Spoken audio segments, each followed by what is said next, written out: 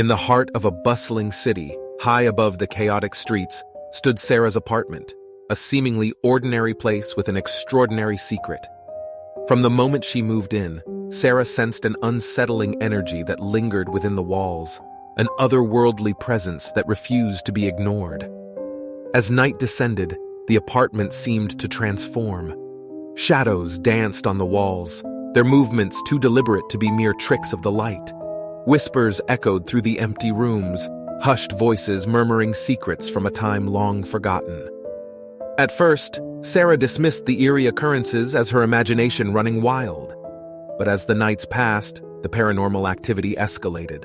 The lights would flicker on and off, and an unsettling coldness permeated the air, even on the warmest evenings.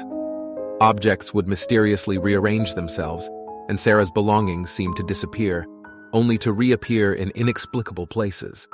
Unable to find a rational explanation, Sarah confided in her closest friends, but they brushed off her fears as stress or lack of sleep.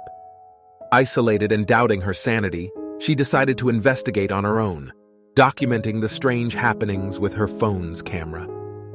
One restless night, Sarah heard a distinct tapping coming from the closet in her bedroom. She hesitated, fearing what she might find, but she mustered the courage to open the closet door.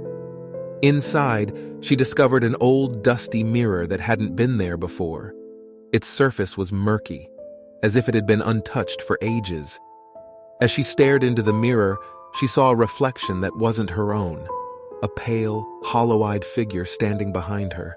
She turned around, but no one was there. A chill ran down her spine, and she couldn't shake the feeling that someone or something was watching her from within the mirror's depths. Terrified yet determined, Sarah started researching the building's history. She soon learned that her apartment was built on the site of an old asylum where countless souls had suffered and died under deplorable conditions. The spirits of the tormented patients, it seemed, had found no peace in death, and now lingered in the very place they had endured so much pain. As Sarah delved deeper into the asylum's dark history, she discovered a ritual that might help appease the restless spirits. Armed with candles, salt, and a sense of trepidation, she performed the ritual, hoping to offer the lost souls the solace they desperately craved. At first it seemed as though the ritual had worked. The apartment fell silent, and the malevolent presence appeared to have dissipated. But as the days passed, Sarah began to sense a new entity lingering in the shadows. This one felt different, more malevolent, more cunning.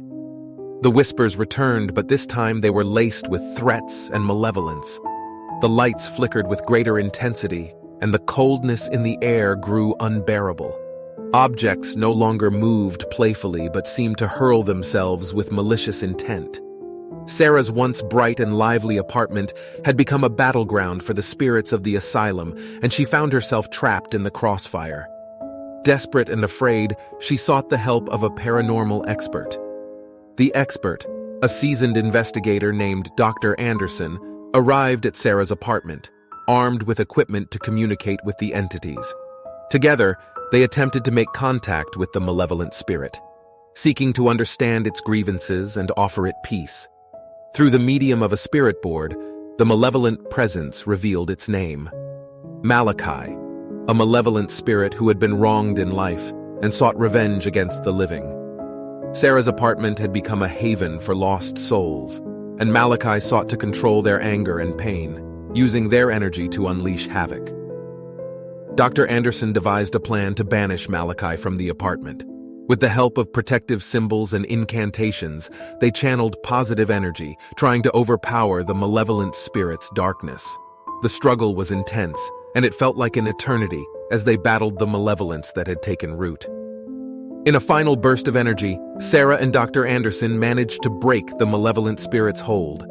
A bright light engulfed the apartment, dispelling the shadows, and the whispers faded into oblivion. Exhausted but victorious, they had cleansed the apartment of the malevolent presence. As Sarah stepped into her now serene apartment, she felt a sense of relief. The spirits of the asylum were at rest, and she had rid her home of the malevolent entity that had tormented her. But as she settled into her newfound peace, a lingering question remained. Had they truly banished the darkness, or was it merely biding its time, waiting for an opportunity to return and haunt her once more.